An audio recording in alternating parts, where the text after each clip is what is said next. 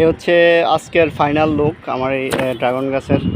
আমি এখানে মাটিগুলা যেগুলো এক্সট্রা দেখছিলেন এগুলো দিয়ে দিয়েছি, প্লাস যতটুকু বেড়া এর আগে একটু দেখছিলেন আপনারা করছিলাম, এর পরেও আরও কিছুটা করছি।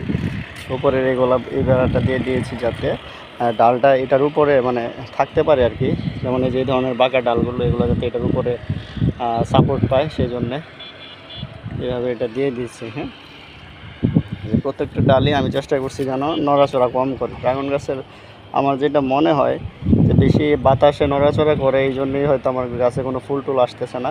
আর এমনিতেও মাটির পরিমাণ কম ছিল। তো আজকে আবার আমি কিছু সার নিয়ে আসছি, ওই খৈল যেটা বলে সরিষার খৈল, এটা নিয়ে আসছি। এটা আরেকবার আমি ছাদে উঠলে এটা দিয়ে দিব। এটা উপরে আসার সময় মনে ছিল না আনতে, তো এটা দিয়ে দিব। দিয়ে দিলে যদিও মাটি একটু ভেজা, আজকে না দিলেও 2-1 দিনের ভিতরে দিয়ে দিব, যাতে ড্রাগন গাছটা আরও কিছু পুষ্টি পায়। এই হচ্ছে আজকে আমার ড্রাগন গাছের শেষ পরিচর্যা।